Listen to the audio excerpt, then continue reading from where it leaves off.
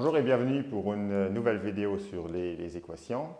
Donc aujourd'hui, le but de la vidéo, ce sera de résoudre une équation du deuxième degré et plus particulièrement, on va essayer de résoudre ensemble l'équation que voici. Donc en fait, il s'agit bien d'une équation du deuxième degré puisqu'on a un terme en x carré. Et donc ce qu'il faudra faire, c'est de chercher toutes les valeurs de x qui font que le membre de gauche va s'annuler. Donc a priori, ce n'est pas une chose facile. Mais on va utiliser une astuce, et l'astuce consiste à utiliser ce qu'on appelle le trinôme carré parfait. Donc voilà déjà la formule du trinôme carré parfait. Donc en fait, on a a plus b au carré est égal à a carré plus 2ab plus b au carré. Donc il s'agit bien d'un carré parfait et d'un trinôme évidemment, puisque du côté droit, on a en effet trois termes différents. Donc, on va utiliser cette relation-là pour déterminer les valeurs de x de notre équation qui sera à résoudre. Donc, en premier lieu, ce qu'on fait, c'est d'identifier en fait ce qui représente les valeurs de l'équation de a et de b. Donc, on va supposer, admettre ici que donc, x et a va être égal à x. Et donc, on va réarranger les termes à l'intérieur de l'équation de manière à pouvoir justement utiliser cette relation-là pour factoriser notre expression. Donc, ce qu'on a dit, c'est que a égale à x. Donc, on va recopier une équivalence évidemment. Donc, on recopie tout simplement. Donc, en fait, ici, on a a carré. Plus, et maintenant, on a du côté de la formule, on nous dit qu'il faudra mettre un 2. Donc, on va déjà mettre le 2. Mais évidemment, il faudra donc compenser cette valeur 2. Mais ce qu'on va faire en premier lieu, c'est de mettre la valeur de x, puisqu'on a déjà un x. Et on va compenser cette valeur-là. Donc, on va mettre 3,5, puisque 2 fois 3,5 fait justement le 3 qu'on a ici. Et on va on va rajouter en fait la partie b carré. Donc on a identifié ici la valeur de 3,5 comme étant b. 2 provient de la formule. Et ça, évidemment, c'est la valeur a.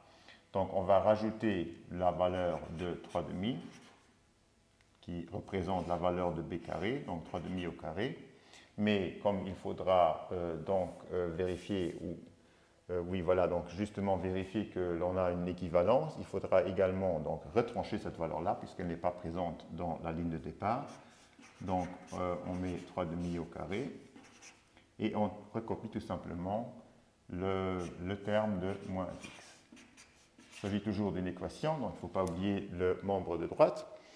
Donc voilà déjà une expression qui nous permettra justement d'utiliser cette astuce du trinôme carré parfait. Donc on voit qu'ici on a une expression de la forme a carré plus 2ab plus b carré. Donc on va utiliser ça, toujours une équivalence évidemment. Donc a égale x et b égale 3,5, donc plus 3,5, le tout au carré. Et puis on recopie les termes qu'on a toujours, donc moins 9 quarts, moins 40 quarts égale 0. Donc 40 quarts égale à 10. Donc moins 40 quarts égale à moins 10. Donc on va donc réarranger l'expression ici.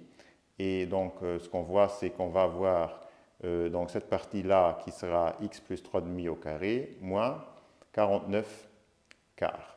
Et 49 quarts pourra encore s'écrire sous la forme de 7 sur 2 au carré. Donc 7 demi au carré. Il y a toujours l'équivalence, donc on va mettre une équivalence, on va recopier la première partie du membre de gauche, moins, et cette fois-ci, donc on va utiliser ce que je viens de dire, que en fait 49 quarts égale 7 demi exposant 2 égale 0. Et voilà, donc on se retrouve avec une expression qui est toujours assez difficile à résoudre, mais ici on va donc justement utiliser une deuxième astuce, et l'astuce que l'on va utiliser ici, c'est celle de ce qu'on appelle la différence de deux carrés. Donc voilà, justement, on a une différence de 2 carrés.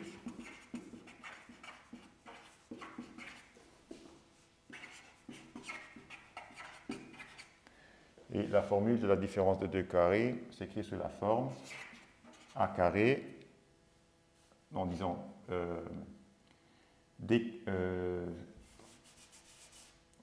c carré moins d carré égale c moins d multiplié par c plus d. Donc on va essayer d'utiliser cette relation-là. Et donc ici, une deuxième fois, il s'agit donc d'identifier ce que représente la valeur de c et de d. Donc on va identifier cette première partie par c et la deuxième partie par d. Donc on peut évidemment inclure le carré. Donc on aura ici c carré et respectivement là d carré. Et donc on va utiliser la relation. Et on pourra mettre donc c moins d entre parenthèses, donc x plus 3 demi moins d, donc moins 7 demi, parenthèse fermée, multiplié par c plus d, donc x plus 3 demi, et cette fois-ci, il y a un signe plus ici, donc 7 demi, parenthèse. Voilà, donc maintenant on peut donc essayer de revoir les expressions à l'intérieur des parenthèses. Donc ici, ce qu'on a, c'est assez facile. On a x moins plus 3 demi moins 7 demi, ce qui nous fera donc justement x moins 4 demi. Et ici, l'autre partie du quotient, on aura donc x plus 10 demi. On pourra encore simplifier les valeurs à l'intérieur des parenthèses. Donc ce qu'on aura ici, c'est x moins 2 multiplié par x plus 5.